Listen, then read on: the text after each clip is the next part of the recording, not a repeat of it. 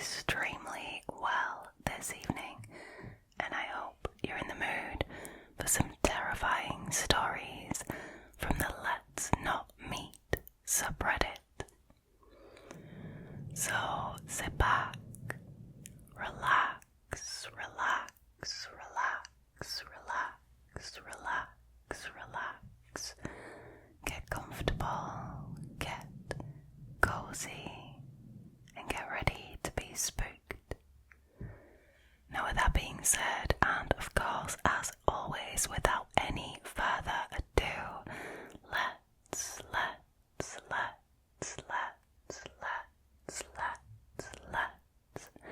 get into tonight's stories, shall we? Alrighty, so the first story for tonight was originally posted by a Redditor called antique_hair_4329. Their story is called Terrifying Encounter at a Wedding. I went to a wedding of my friend Courtney about 2 days ago, and I still can't shake my mind over what happened. For context, I grew up in a very religious household, and I went to church every Sunday, and Courtney is probably the only person from my old church that I still keep in contact with. The situation started at the reception. Courtney was super excited to see me and was definitely the only person who felt that way, judging from all the stares from the people at my old church. So I'm guessing the Redditor left the church and maybe aren't religious anymore. I sat down at my table and started playing something on my phone when some guy sat next to me. He said that the seating chart said that he was supposed to sit at my table, and he introduced himself as the groom's friend, Anthony. He was pretty cute, so I spent a lot of time talking to him, and we really hit it off. He didn't seem to judge me for being an atheist and seemed genuinely interested in me. Okay. When the dance started, they started playing Brown Eyed Girl, and he offered to dance with me. That's quite romantic. We danced together for most of the night until he left to go to the bathroom a little later, and I did too. When I came out, I saw that my purse wasn't on the table, which was weird because I swore I left it on there. I was tired and thought that I just left it in my car, so I went in the parking lot and into my car to look for it, and I found it on the center console. I still thought it was weird because I could have sworn I'd brought it inside, but at that point it was pretty late in the night, so I didn't think much of it. I danced some more and noticed that Anthony was gone. I asked the groom, who said he had gone home because he wasn't feeling too good. Now, pretty soon after, I felt kind of sick too, so I said bye to Courtney and I went to my car. As I put my keys in the ignition, I looked behind me and I saw something weird. It looked like something or someone had ducked down in my trunk. I took my keys out and looked back there, and that was when I saw him. Anthony, oh god no. Oh god no. Anthony was crouched down in the trunk of my car. Excuse me. Anthony, what are you doing with your life? What the damn hell? That's Vixie, by the way. She's in the room with me again. For those of you who don't know, Vixie is my dog, and she's kind of like half snoring in the background, so I apologise. Anyway, so Anthony is in the Redditor's trunk. I started screaming, yeah, you would, and ran out with chasing after me. He did not. Honestly, the audacity of this guy, I can't. I went inside and told Courtney, who immediately told her husband, who walked me back to my car, where Anthony was nowhere to be seen, of course. Courtney's husband said that he didn't see his car anywhere, so he probably left. I left too, and I still feel sick to my stomach thinking about it. He could have easily gone home with me and, well, ended my life if I hadn't looked back yet. That is terrifying. Courtney said that she feels terrible that she invited him and that she had no idea he would do that. Yeah, exactly. It's not Courtney's fault for inviting him. It's completely Anthony's fault for acting like a deranged psycho creep. I haven't stepped out of my house since because I'm worried that if I do, he'll be waiting for me like he was before. I understand that. Honestly, this is traumatizing stuff. Now, there is an update.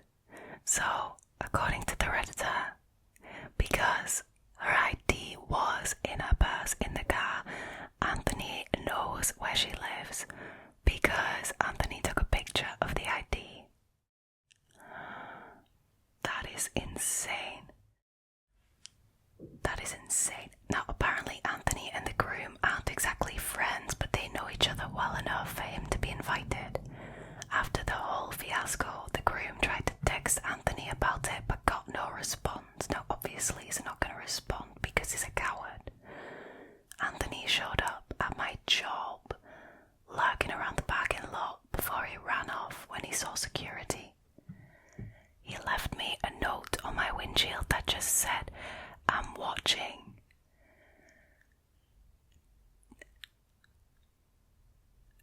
I am speechless. Like, this is nightmare fuel. Security at my job has been notified about him, so hopefully I'm safe there. I was told by other people that went to the wedding that he was introducing himself as my boyfriend and saying that he was planning on proposing. Okay, this is wild. I'm currently trying to file a restraining order against him and I feel horrified. He lives in my city and knows where I live and work, so I'm staying at my aunt's house as I speak. If anything happens, I will update again. Now, there haven't been any further updates, so hopefully that means that the Redditor is safe and nothing else happened. But honestly, I am concerned about this Redditor's safety. Like, this is wild.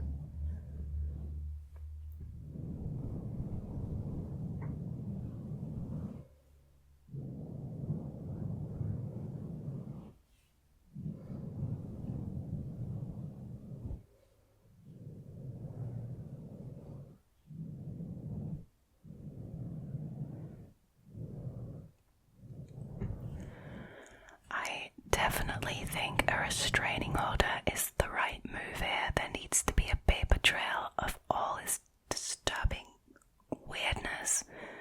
Like, honestly, stalker behavior, hiding in the boot of her car. What was that for exactly? What was he planning on doing? Do I even want to know?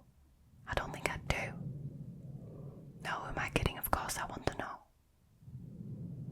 Now, the bride and groom are like super apologetic, like, "Oh, so sorry, we shouldn't have invited him." But honestly, it's not their fault for inviting him. Like, you can't control somebody else's actions, somebody else's decisions, and crawling into somebody's boot, that is a decision. So, honestly, I don't think the bride or groom have anything to apologise for, but they sound like really good people for being so empathetic and apologetic about it. But honestly, this is all on Anthony. I really, really hope the Redditor stays safe, but it worries me, like, how blatantly creepy he is, combined with the fact that he has all this this information about the Redditor, including her address and where she works. Honestly, I'm worried. This story, man. Wild. Wild.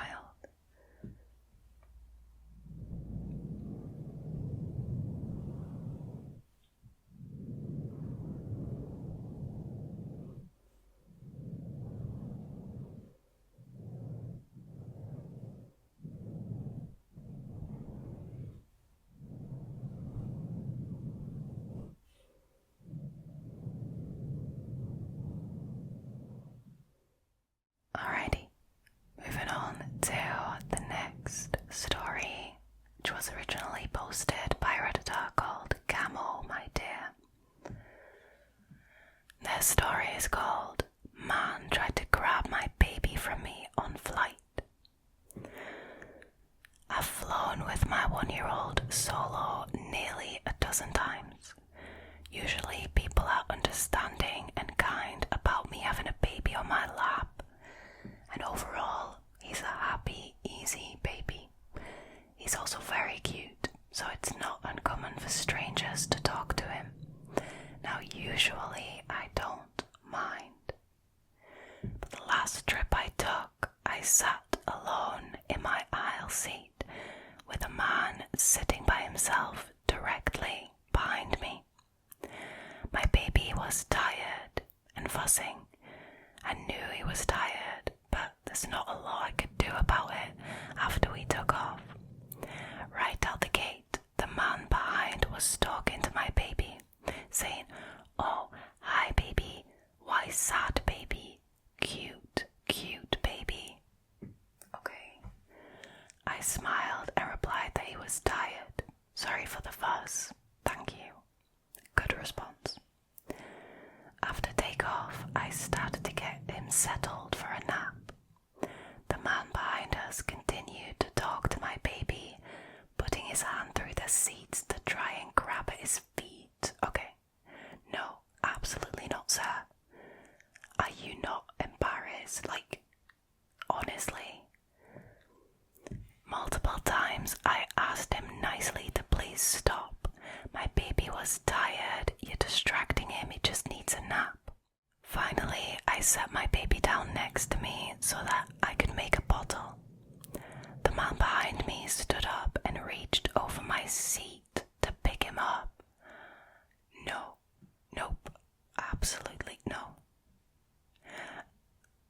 This is going way too far, and honestly, it had already gone too far with him reaching through the gap between the seats and trying to grab the baby's feet. This is going way, way too far. I immediately leaned forward to pick up my baby, saying, "No thank you, I don't need help, please. No, no thank you." Very clear. I just want to say that is a very clear response. The man pushed me back into my seat while mumbling, "Sweet baby, why baby cry?" I replied very loudly, "No," and quickly picked up my baby. Jesus wept. What is this?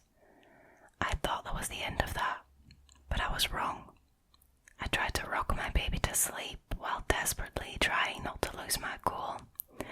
As I'm rocking baby, the man behind me reached through our seats to grab my arm, saying, no rocking, you make him cry." I pulled free from him and yelled, "Do not touch me." Hell yes. Hell yes. Again, I thought that would be the end. I started rocking the baby for a second time. This time, the man behind me reached both hands around either side of my seat to hold me in place. Oh, hell no. Saying, no rocking, stop rocking. I am somewhat embarrassed that I completely lost it at this point. No, don't be embarrassed. Don't be embarrassed. Mama bear instincts are gonna kick in. Clutching my baby to my chest while struggling to get free of him, screaming, "Let me go, do not touch me, let me go." He was still holding me by my arms when the flight attendants came running. I could barely get anything out to the flight attendants. Everyone around us was staring. I was sobbing, and all I could get out was that I could not sit there anymore, and for the love of God, please move me. The man behind me tried to move with me. I can't. Honestly, it takes a special kind of deranged to do this. Like, I will never be able to wrap my head around what goes through these people's minds, because this is insane. Honestly. Right. The man behind me tried to move with me, but I told the flight attendants that I did not know him and he could not come with me. I had a good cry in my new seat, but my baby immediately went to sleep. I was moved to be next to the flight attendant's seat. After calming down, I explained to the flight attendants what had happened. Multiple times, the man that had been behind me got up to try to come back to my new seat, only to be turned around by one of the flight attendants. I'm really glad the flight attendants are stepping up their game here and keeping him at a distance. Wow. Towards the end of the flight, one of the flight attendants told me that they had explained everything to the pilot. I'm so glad they're taking this seriously. And the pilot had called the FBI and local police to escort the man off the flight. Awesome. That is amazing. I would also be escorted off, as well as everyone around us that had watched everything happen. He cheered as he was escorted off. Oh wow, okay. The cherry on top of the crazy cake, right? I had an interview with the FBI and nearly missed my next flight. After my trip was done, I had to fly back, going through the same airport. It was stressful and emotional, to say the least, even knowing that it was banned from the airline and the airport, and I haven't flown since. So, to the man who tried to grab my baby from me and then wouldn't let go of me, let's never effing meet again.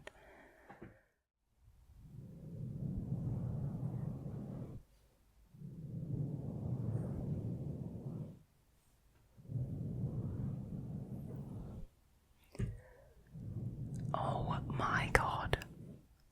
I have never heard anything like this. And obviously that's a good thing. It means that it's very rare. But honestly, I'm terrified reading this. Can you imagine going through that on your own with your baby while flying solo? Like, this is insane.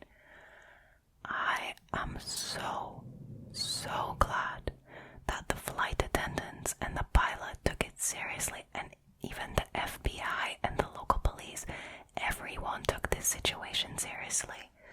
Probably because there was a baby involved, but thank God that they did, and thank God that the Redditor and the baby stayed safe, because honestly, I don't know what this guy would have been capable of doing if he had no issue to blatantly keep on harassing her and continue to try and get to the child. Honestly, I don't even want to know what he would have done.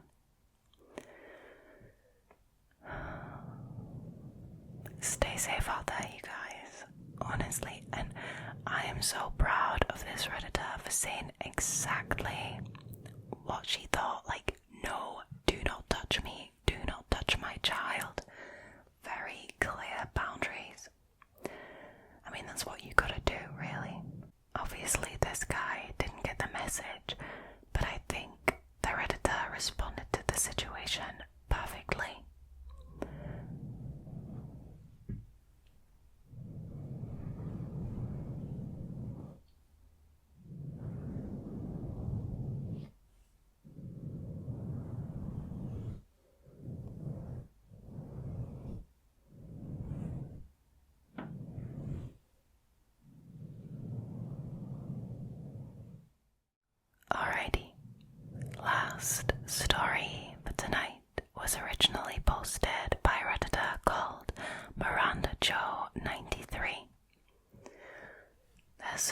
is called My Best Friend's Boyfriend Turned Out to Be a Murderer. When I was about 19 or 20, my very best friend in the world was dating this guy. He was really cute, funny, and sweet. I stayed with her at her apartment a lot, and he used to always come over and hang out. He lived with his great-grandmother, who was really super strict. Even though he was 18, she gave him a curfew, and if he was late, she would lock him out or call the law on him. Okay. So, he always had to be home by 10 p.m. at the latest. Anyways, one night, I was at her house and we were drinking and playing cards and stuff. He came running through the door at like 9 p.m. saying that he had gotten into a fight. Okay, we didn't think anything of it really because he wasn't exactly a golden boy and it wasn't all that surprising. I mean, I thought he was so sweet and cute. If it's not surprising that he gets into fights, is he really that sweet and cute and nice? I don't know. Just a thought. But after about 12 a.m. rolled around, we were all like, damn, your grandma is letting you stay out this late. Okay, so he stayed until midnight. He ended up telling us that she was asleep and had locked him out. Again, we didn't think much of it. This was what she would normally do if he was late for his curfew. But then later on the next day, I ended up going home and my friend called me that night, crying her eyes out, telling me to look on Jail Tracker. I got on there and looked, and I saw his mugshot, and underneath it said murder. I was literally shocked. Like, who the F did he murder? I was just there. Alright, so I'm thinking this most likely has something to do with the fight he got in, and I also think I might have an inkling as to whose life he took. Anyways, turns out when he came and busted through the door, he had just... Okay, so this is a quite graphic description of what happened, so if you want to know exactly what happened, you'll have to look at the original post. But basically, he had taken the life of his great-grandmother. That's all you need to know. So, after he had done that, he sat there and drank with us, played cards with us, and acted like nothing had ever happened. Honestly, that is a different level of effed up. After everyone had left, he ended up telling my friend what he had done. So the girlfriend, she acted like she was going to run off with him. Oh my god, that is so smart and so brave. She ended up calling the police. It was really scary and traumatizing for all of us, for real, but especially her, I can imagine. He ended up getting sentenced to like 50 years or something like that. Blimey, yeah. Well, that's what will happen when you take someone's life, yes. He tried to escape about 4 years after his sentencing, and then they added even more time. So I doubt I'll ever be seeing him again. Anyways, that was years ago, but I randomly stumbled across this sub and it made me think of that.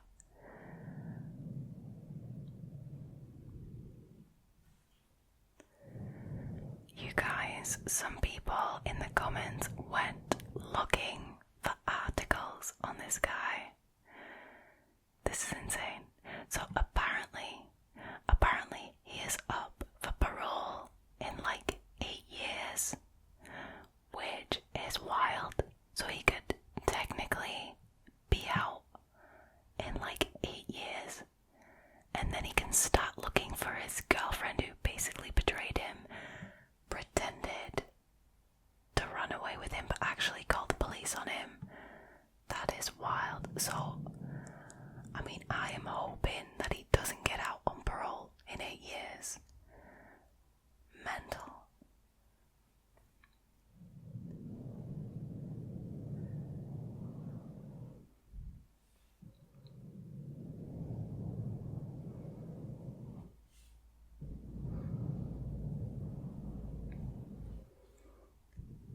Honestly, I admire the girlfriend or the best friend in the story for staying so calm and cool and being like, come, we need to go, we're gonna pack up, we're gonna run away together. Staying calm and collected and then calling the police on him. I mean, that is bravery, if ever I've seen it. That is bravery. Wow. Now, like I said, let's hope that he doesn't get out on parole in 8 years' time because, you know, people tend to carry grudges. Wow, that is an insane story. Turns out he wasn't such a sweet and cute and nice guy after all, was he? Blimey. I'm really glad that from the sounds of it, he got what he deserved sentence-wise though, so... Those were some wild stories, all three of them. This is the Let's Not Meet subreddit. Insane. Absolutely insane. Wow.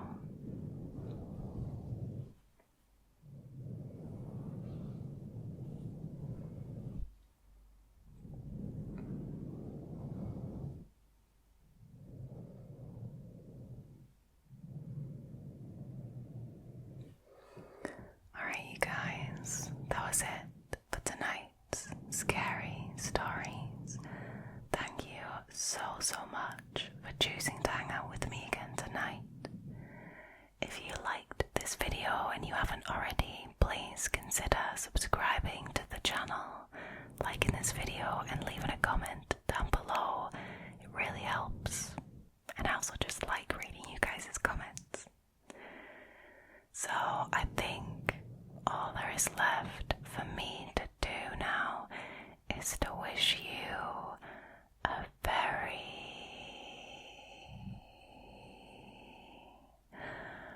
very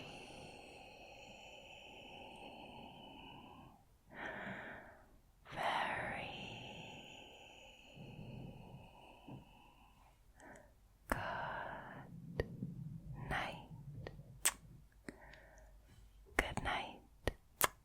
Sleep well. Sleep